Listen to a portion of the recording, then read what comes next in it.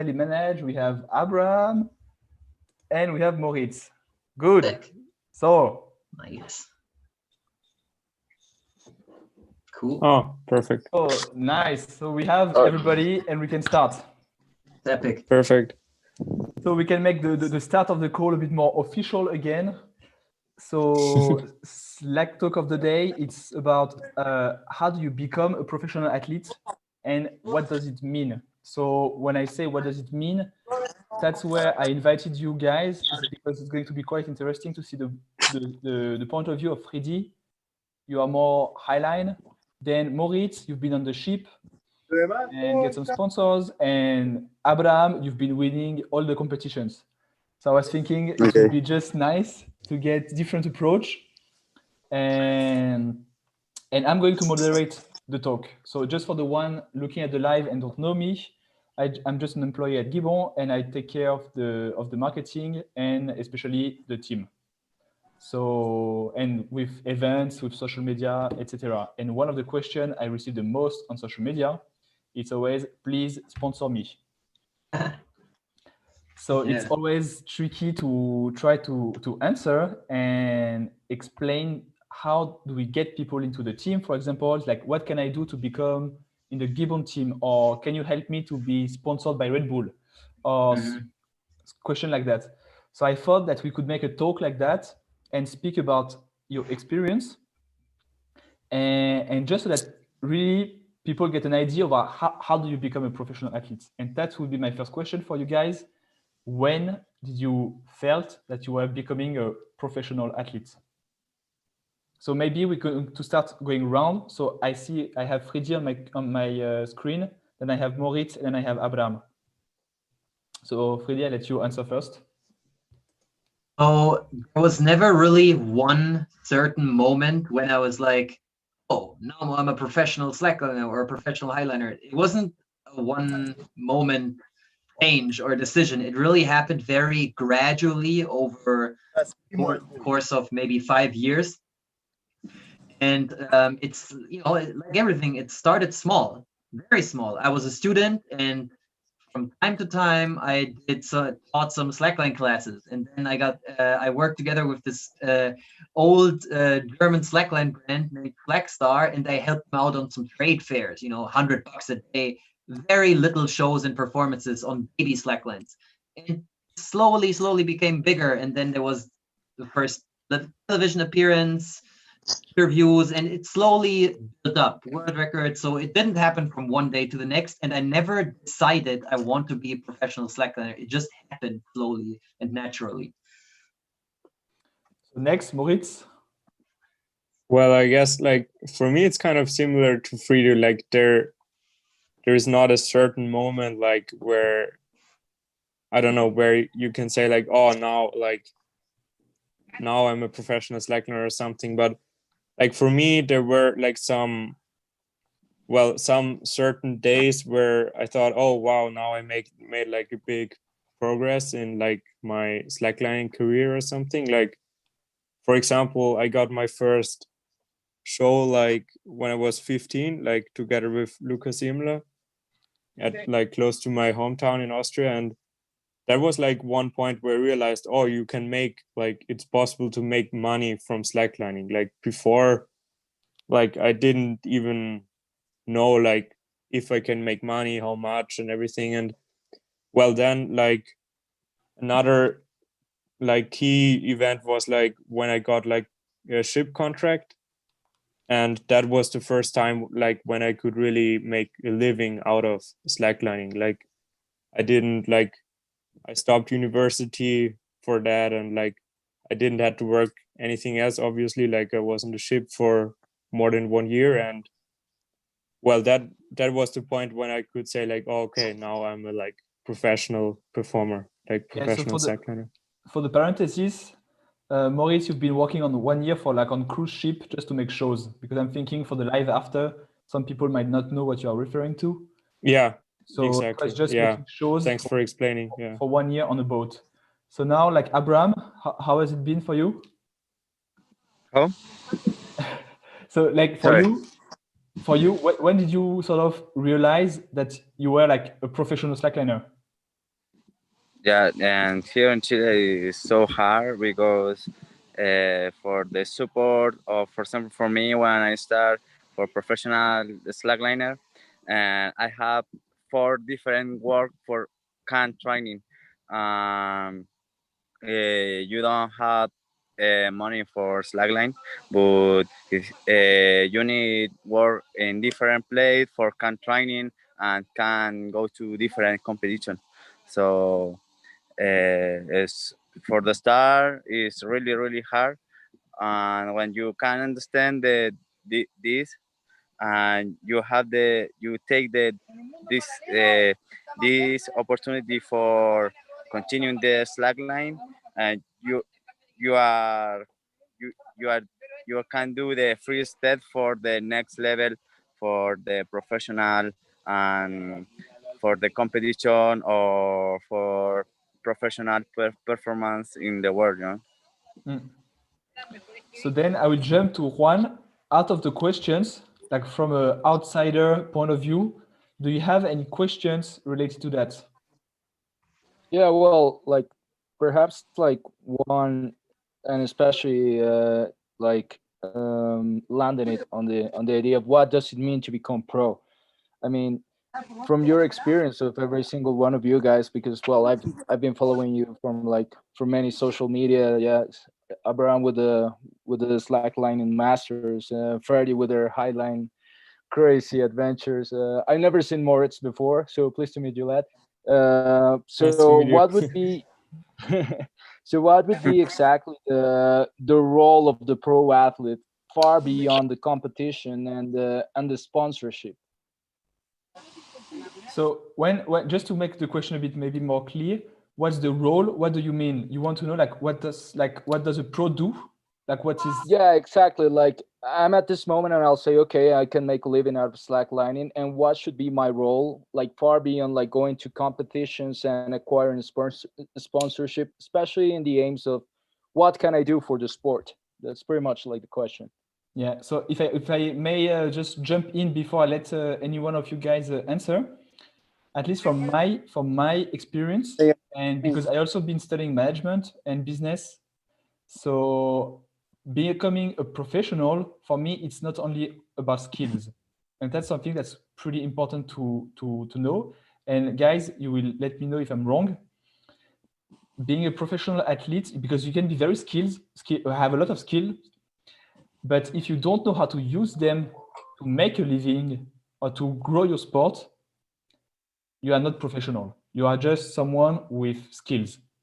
And then how do you use your skills to make a living out of it or to grow your sport? That's a different question.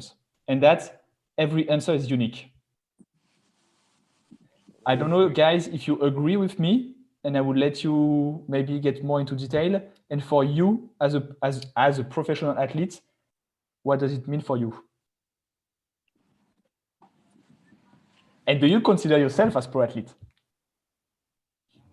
Well, like for me, I totally agree with Axel. And well, I think, for example, talking about me, like having a ship contract, for example, as a slackliner, like the good thing about that is that you have like, once you got this opportunity, like it stays like for like one contract. It's like usually about 6 to 9 months. So you know, like for this time, like you have this many shows, you have like that much money, and that can be a good thing and a bad thing, I guess, like because like it's a safe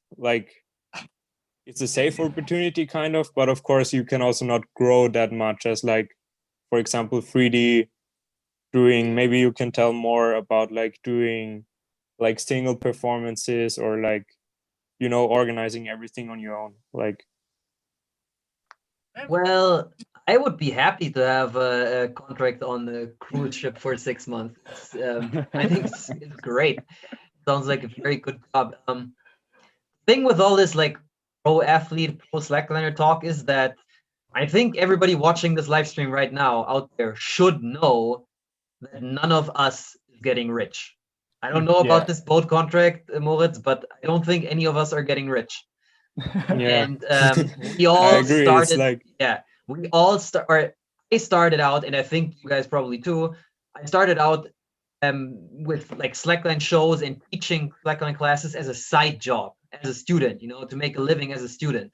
And that was all that I wanted from it. I was never trying to get rich, and I don't think that I could, you know, like so financially support a family and a house by doing slackline shows. I really don't think so. At least not for longer than a year or two. And so what's at least as important in making a living and earning money with the sport is really kind of being one with the sport. The sport grows and you grow. So there are so many, and I'm sure Moritz and Abraham have experienced this too. There are so many events, competitions, projects, all sorts of things that that make the sport grow. You don't earn a single cent from it. You still do it because the sport grows and you grow with it. And so that's just as important. And without those, you know, let's call them unpaid events or whatever adventurous projects, it's especially in highlining, you know, and like world records and whatnot. Without all this stuff in between, like you won't get the opportunity like Moritz got to work at the boat. So it's not like one day you decide, no, I'm going to earn money with slacklining and then you just do shows for a living. You really have to do a lot, like hundreds of other things. And then from time to time, you'll get the opportunity to earn money. You really have to, I think you need some passion, and I think you need to be willing to put a lot of time into the sport for free in order to eventually get paid opportunities. So, Abraham, do you have anything to? And but actually, Abraham, if you have any question or anything you don't understand, you can just ask me, and I can translate in Spanish. That's no problem. Okay, don't worry. Yeah. And now it would be like for you, like, what does it mean in your life to be a pro athlete? For me, you have different pro slackliners like the of competition and for performance or teach slackline. You have the different level for professional slackliner, you know. So and in the competition, I think you need the high level for can do the really professional slackline and the competition, you know, because now for if you want to compete, the level is so high, so you need a lot of training for this high level and constant. It's very hard to really professional because you need a lot of training. So when you are compete, you can show this level or if you are super clean in this moment, you can show the what how many times you training, you know. So if you are training a lot time in the competition, you are so clean with your combos and you are show the high level with the combination and I don't know and with this. So for me, you need the high tricks on super clean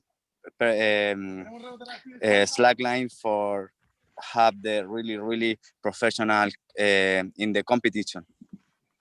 For example, Allison and Darlion, Haruki, Matias Sepulveda. I don't know. You know, it's like for me, like the trick line more famous in the world now in the trick line. This person for me is really professional because when these guys stay in the competition, it's super clean and the combination is so hard. You have the super nice show for the people too, you know. So basically, what I found super interesting is that we have just like two approach now. We have one where you are like pro with skills, and if you want to be pro with your skills and win competition, you just need to train like crazy. and be willing just a bit like Freddy, you say, lot of free time spent into training. And then on the other side, you have all the professional aspect where you make money with slacklining with other things like show, trips, videos, and so on. And that, at least that's my how I see it so far, it's more accessible for anybody. As soon, Right. yeah, it's more accessible, but there is one thing that changed, so that doesn't change for none of you guys. It's at the end, you all have like a passion for slacklining. I Yeah. think doesn't matter if you want to be a pro with competition, show, or whatever. At the end, you are willing. You don't count your hours just because you like it, and it's just. Oh yeah. Because it's fun at the end. And I think that's super important, because on one side you have skills, on the other hand you have a passion, and on the third hand, like the interesting part is like, how do you use these skills and passion to turn it into an income and make a living, or just travel with it, and so on. And that's where I regret so bad that we don't have Marius here, because Marius could have been talking a lot about that, about having a professional behavior. And that doesn't obviously mean to have crazy skills. Everybody can behave in a professional way to get contracts. And I was speaking a lot with Jan, for example. Every show that you do is an occasion to meet new people. So doing a show and then discussing with people and sharing your passion is a way to get new shows for after. Or simply you go to an event, you discuss to people, you present yourself, present your skills, present the people you slackline with, and so on. That's all part of being a professional slackliner, because I think you are being an example for your sport, and you want to show that you can represent it well, and then you attract event managers, you attract sponsors, because they look at you and say like, oh, he has nice skills, but also he knows how to use it and he has a passion. And I think that's this mix of things together that make a professional athlete. I agree. Yep. So then I would like to switch a bit the talk, so like talk less and let Juan ask more of his questions. If you have any, because I would like to keep it at how, for example, Juan, at your own level, how could you like imagine, oh, now I know how to become a pro, sort of. Let's give the recipe. Right. Okay. No. Well. First. Yeah. I wanted to ask something to Abraham, because we both come from the South American background, and I've seen this story about like, yeah, you have to train harder, and like but I'm actually not pretty aware about how do you participate in the future competitions? How do you get involved in the competitions? It's like you get an invite from Gibbon, from the Slackline Masters, or how does it work? How did you get into competitions? O cómo llegaste a competir, Abraham? For international competition. Yeah, it's first start. Yeah, to the big events, a los eventos grandes. Sí. Yeah, first time I started with the World Cup in Brazil, 2015, and this moment I stay sponsored with the slackline industry.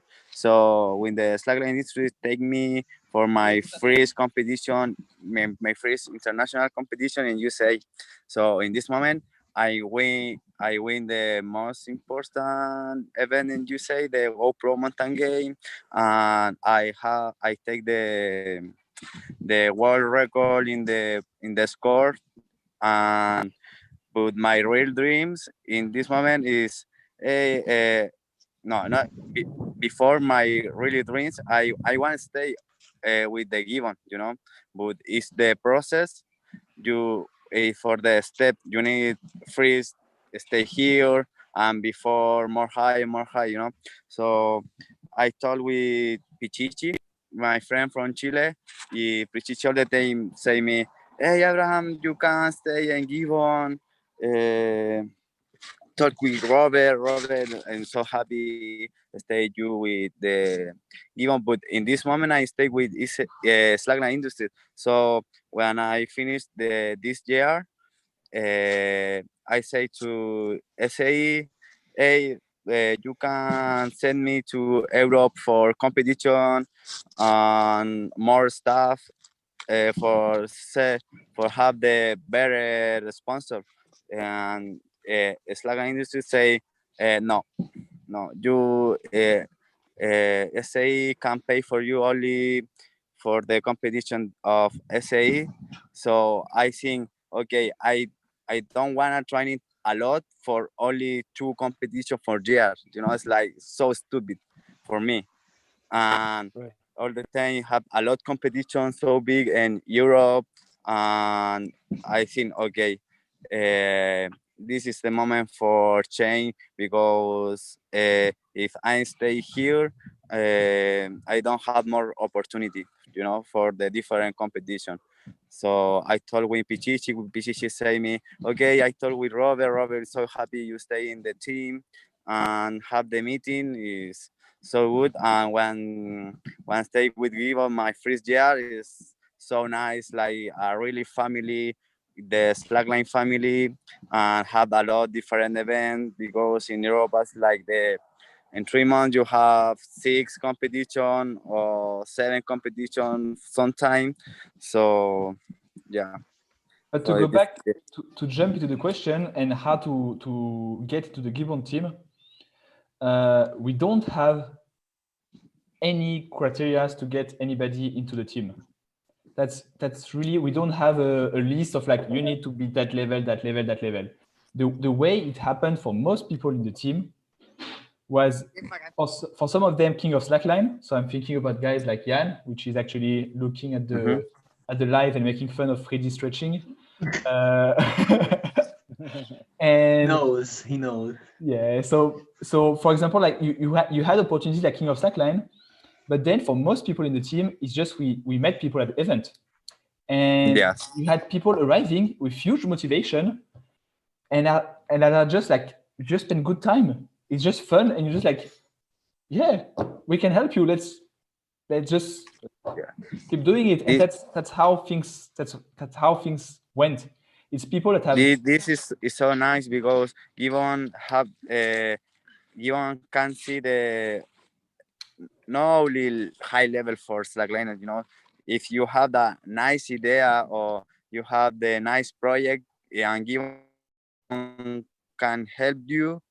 Gibbon, okay, say, okay, Gibbon can for you create your idea or your motivation. A lot of people, I can see the different person staying Gibbon for the motivation and have the nice idea with the slackline, and all the time stay in different event with teach the slackline. So this is so nice for the sport, for evolution, and for the people too. Yeah, because if I switch back to the team and what we are trying to do with the team, and that is actually not only with the team, but it's more in general with people that want to get into more into slacklining. First, just like Freddy, you just mentioned it, you don't get rich with slacklining, and that is for athletes, for companies, and for most of the slackline industry. And the reason for that is that it's not mainstream enough. Basically, the more people you have in a sport, the more it attracts money, the more the sport. And that slacklining doesn't has it yet. But what we have a lot, is that people with a lot of passion and a lot of motivation to try to get the sport grow. But the problem we also have, and it's once again in every sport, is people that think that put too much hope into sponsors and think that as soon as you have a sponsor, life will be. And I think that's really a misconception, and it works for slacklining, but for any sport. For a lot of sports, what the sponsor can give you mainly, it's opportunities to go to events, opportunities to show yourself, opportunities to teach you how to get other sponsors or how to just present yourself and so on. And that's where having a sponsor has a lot of values, I believe. But that's where also it's much more complicated, and especially in a small sport like ours. And I think that professional behavior, you don't obviously need a sponsor to get it. And when I see, for example, on social media, some kids that are like extra motivated, they make videos, they create a special day for slacklining in their town and so on. It's just like, you just have to scale it in a bigger scale, and you are already an event manager, more or less. Organizing a slackline day in your town and teaching slacklining, you already have one job, event manager. You have a second job, teaching people, and that's being professional. And then if you want to grow, it's how do you show to sponsors that you are doing it. I think that's the next step. How do you explain that you want to make your sport grow and that you need the help of the sponsors? And that's this extra step, which is hard to achieve, I believe.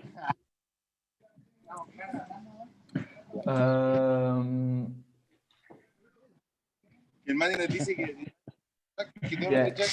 So, Juan, do you have any other question? Yeah. Well, you actually like highlighted like so many of the things that I wanted to ask the guys. Yeah, from the role of the pro athlete, like, and you said it, Axel. It's we're not a massive sport yet.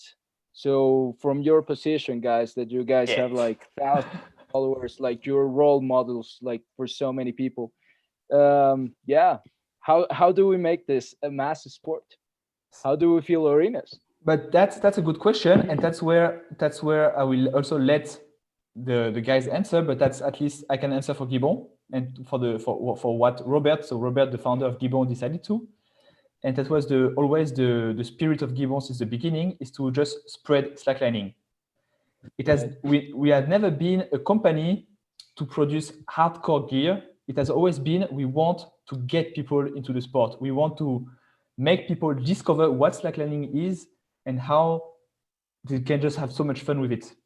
And that's where we try to make our part as a company and just focus on beginners, how to get people into it, how to explain to them how to get into the sport. Then the role of the athletes to get more people into the sport, I will let you guys answer. Who want to start? Yeah, Well, I also. Okay, sorry. Freely, go ahead. Okay, let's go left to right. I'm gonna make it short. So I also teach beginners how to slackline, and I've started teaching highline beginners how to highline. And yeah, I think it's super important to just make more people slackline, and anything I can do to make more people slackline, I usually try to do, even if it's not paid for. So next one, Moritz, Abraham. Well, I think like it's pretty much like everyone started slacklining because they saw it once, like that one person was doing it and they got inspired. And I think like, well, that's the best way to spread it more and more. Like just, I don't know, like just have fun and like do your own. Like what is also special about slacklining is that it's not like a sport like, I don't know, gymnastics or diving. It's like a freestyle sport, so everyone can like experiment and like do their own, have their own style, and like it's not like you can like inspire people in so many ways, not just doing the hardest tricks. Like you can also like set up like a trick lining in 3 meters or like things like that. And like one really good way was like Red Bull Airlines. Like I think that like was changing the normal normal competitions to like extreme sports events kind of. And like I think with those kind of things you can also like make the sport grow a lot. Abraham?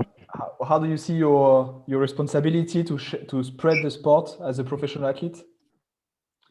Yeah, it's very important because all the people can see you when you can training, and I think it's for me like for professional athlete is my responsibility can teach the other kids on the other person for this person can try the slackline or if these guys like it or don't like it or um, and start to the new people to start with the slackline.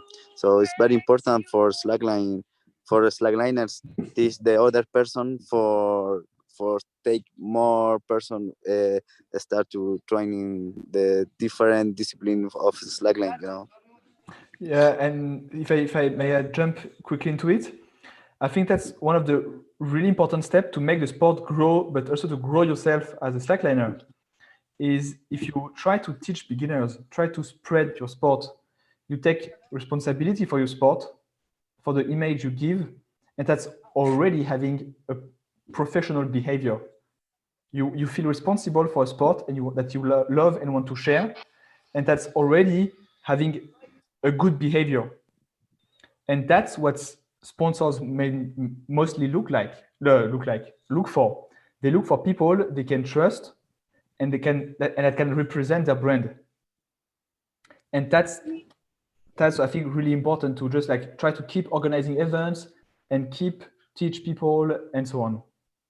And to jump back into the events, I don't know if you saw, I make a quick parenthesis, if you saw the last Slack talk where we were speaking about organizing events. Yeah, I was there. It was great. We're going to release on Friday a nice news, and we're going to release next week a full documentation about how to organize your own slackline event. Nice. And awesome. make it super simple. We want to go back to, we forget about all the, you need a mic, you need a speaker, you just need a place, a date, friends, and you can organize your event with a bit of organization and done. So we're going to have big news for Friday. So make sure to check it out. That's going to be cool. And next week, we're going to release some documents to help you to just organize events. But if we go back to a bit to the topic of how to become a pro, I would like to hear from all of you guys if you have, let's say, three advice you can give to young slackliners about how to get sponsors and how to become pro. What would be your advice? And I add one rule, you cannot say twice the same. So if Freddy gives Maurice cannot say again the same, and Abraham neither. Okay. Should I start? Go for it. So, and I get personal messages on Facebook or Instagram sometimes of people asking me exactly that, like, how do you become a pro slackliner? How do you get a sponsor?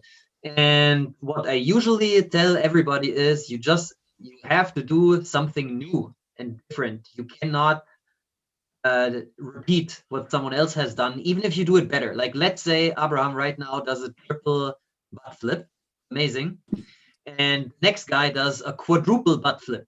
Will that get the guy sponsored? I don't think so, because it's the same thing. It's just a little harder, like maybe a lot harder. But what I'm trying to say is I think you have to do something new, something that nobody has seen, that's something that will make people's jaws drop, something that will blow people's minds. And then a lot of people will look at that and it'll give you the visibility that sponsors want from their athlete. Right. That was one tip, or that was? No, it was one tip. Just do something that has not been done before. So you have two more to give. Oh, I should do three. Yeah, three each. We are here to give a lot of tips. Okay. So do something that nobody else has done before. That's the first one. And also,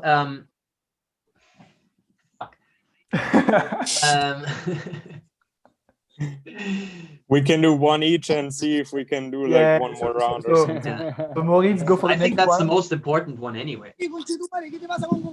I think like what I recognize, like, well, number one for me is like to have fun, of course. Like if you train really hard but you never have fun in your like trainings or your slackline sessions, like you will never become that good. Like, so I think fun is number one.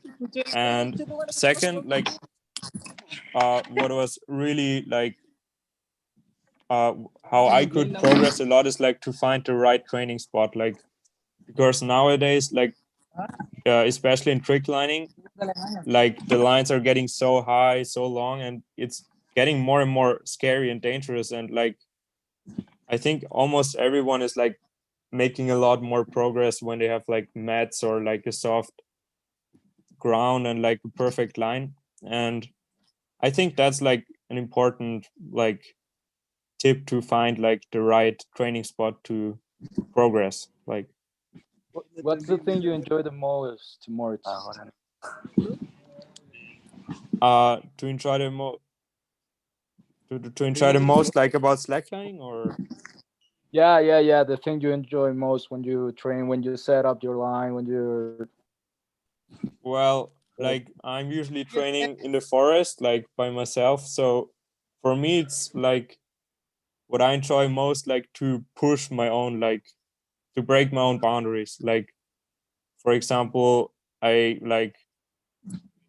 don't know, I see one guy on Instagram trying that trick, and then I wake up and I think, oh, like this looks awesome. Like I want to try that too. And like, just, it's not about like to be the first one or something. It's more like that I can like grow for myself. Like that's one of the most amazing feelings. Like when you land a new trick, I guess, like for Abraham, like you can tell us more like how it is like to land something completely new, or like make progress.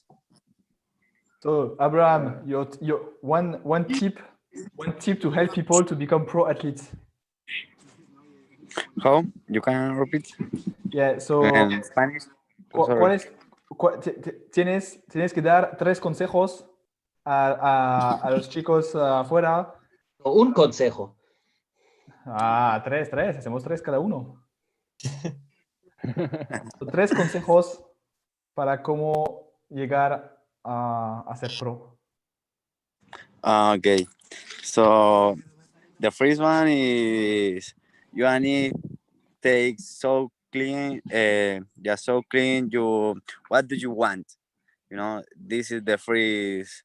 What do you want? What do you wanna do with the your level in the slackline? So, or your dreams with the when you are stay how professional slackliner. And second one is the discipline. For example, you can stay today very motivation for training, for can try different tricks, but not all the time you stay with a lot motivation. You know, in this moment the discipline is very important, because when you don't have a motivation, the discipline is very important for go take this motivation and up again, you know, for you can try different tricks and continue to training again. So the discipline is so very important. And number three is all the time teach the different person, and ¿cómo se dice compartir? Share. Sorry. You can share all the time. You are what do you want? What do you know with the slackline? You know. Yeah. This. I think so. This is very important. ¿Cómo se dice consejos? Cheers. Sí. Advice for with the slackline. So, And take the good friend and not and meet the nice person with the slackline. I think so. The all the people and normally with this big family take this sorry. Um, Puedes en español. it's like normally for the slackline. ¿Cómo se dice compartir, hermano? Oye, Share. Mati. To share. To Share, sorry. The normally slackline is share the different tricks, and hey man, if you do this movement, it's better for you, or it's very nice for sport for the person, and you can have the new trick with that. It's like so nice for slackline this.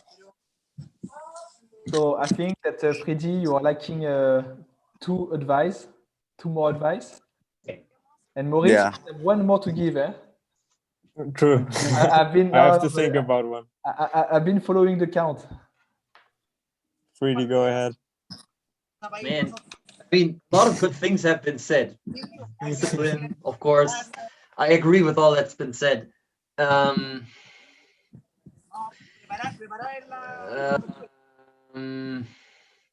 mean, that's an easy one, but you should definitely build up a good network of contacts.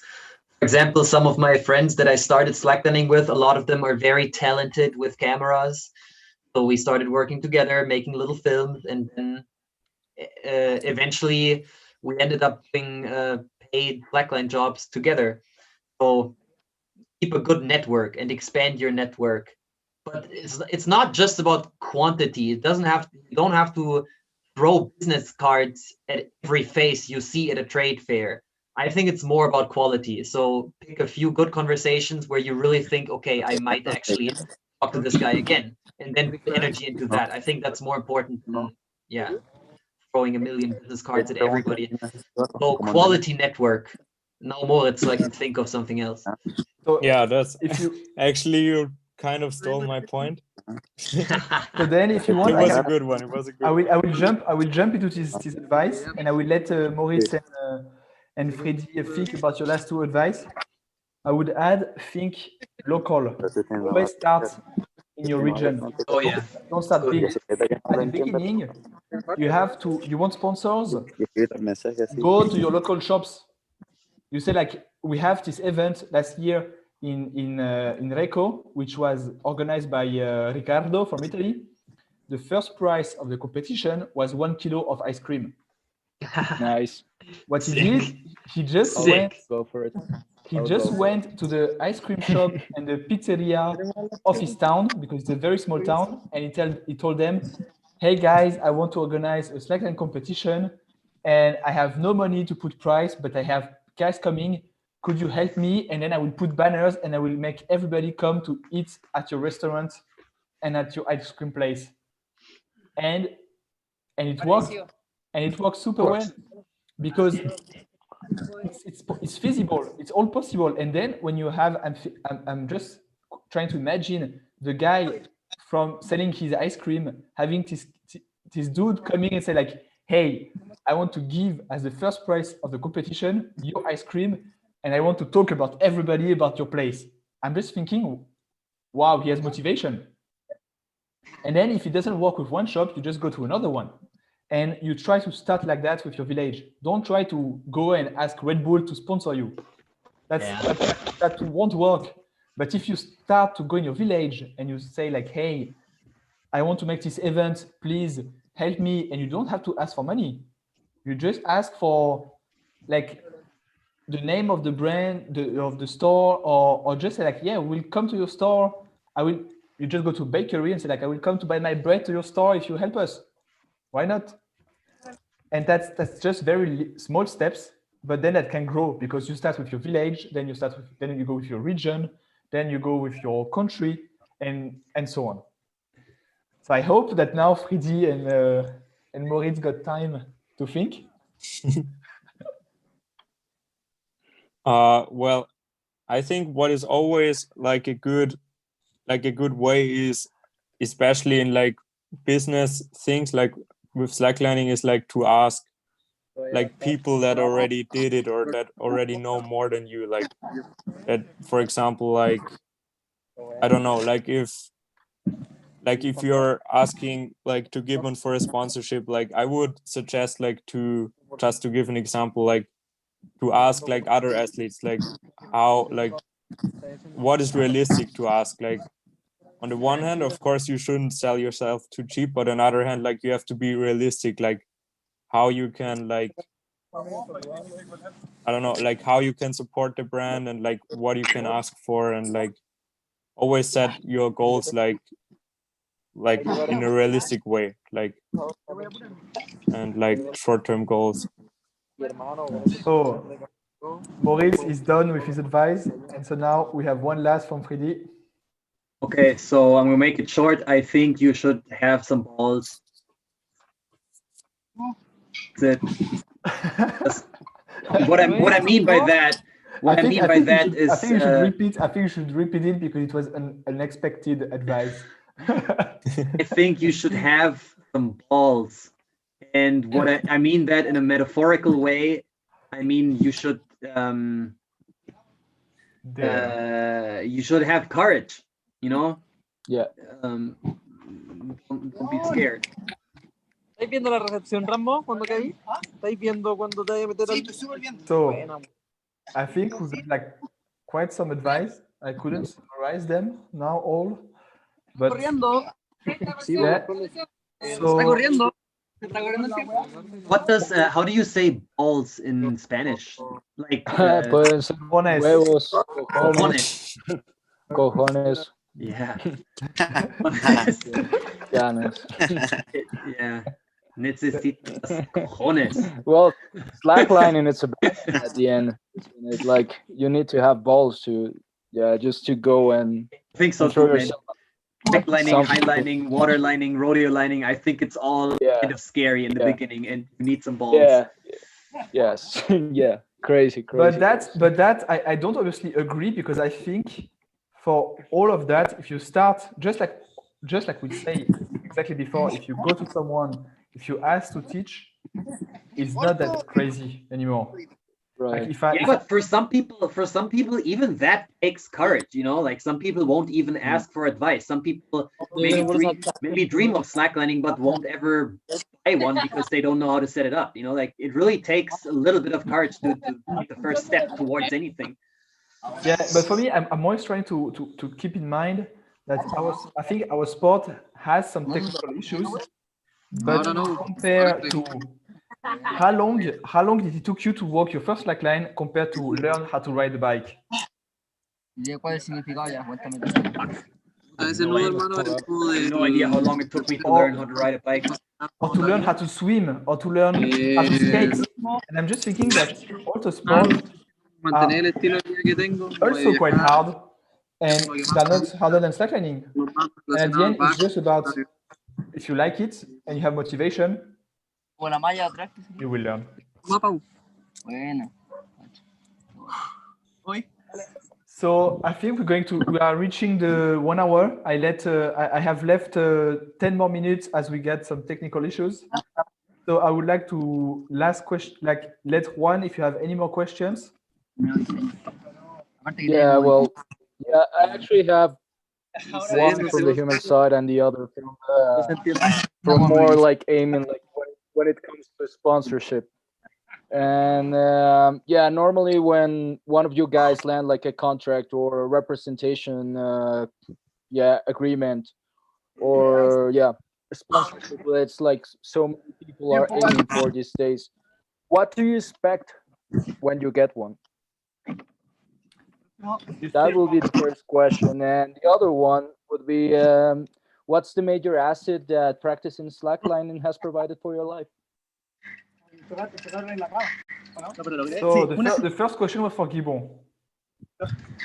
And what do I expect from? So basically, from people from the team, my expectations are mainly that they have fun and that they share slacklining and that they share content. And at the end, that's most of the stuff I'm expecting about. I'm just like, I want people to just show that what they're doing.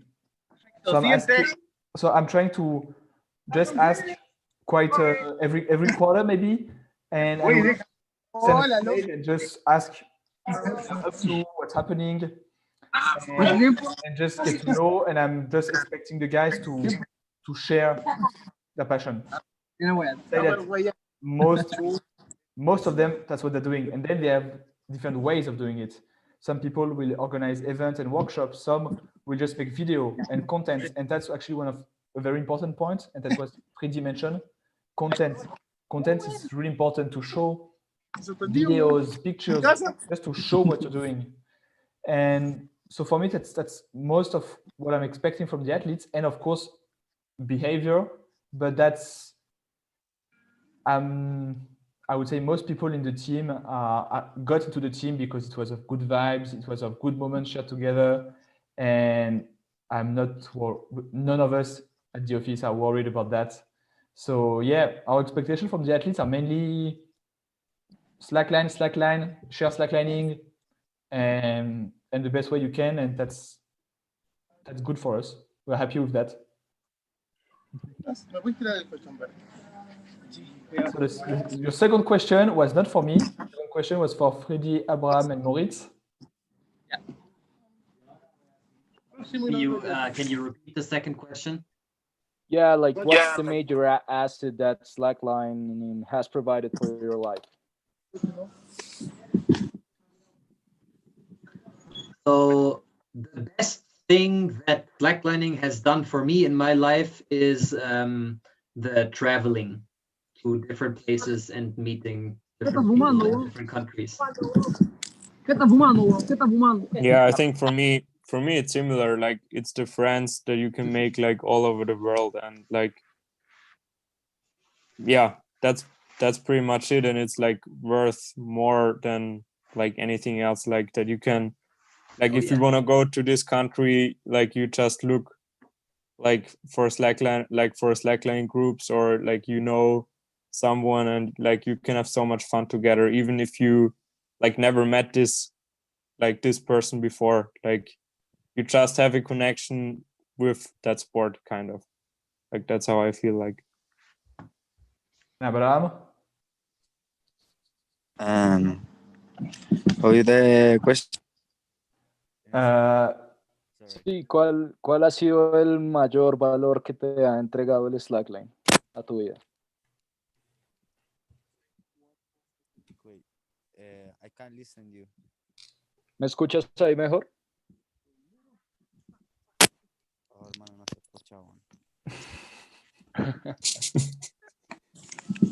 Yeah. Oh, no se escucha. Gonna say bitches anyway.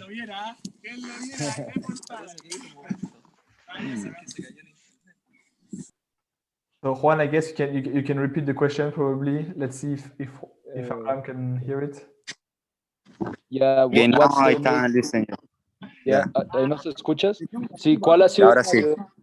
¿cuál ha sido el mayor valor o el agregado que te ha entregado el slackline a tu vida? And the opportunity, yeah, I think so. The same for Moritz. Like, I can travel, I can meet the different parts of the world, and I can teach the different person. Yeah, that is like I can meet the different place and different person style life. Yeah, that's.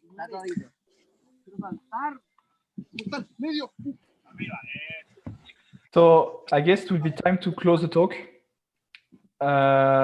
because I would like to try to keep it on time, because I think we could talk for ages. So I would just like to try to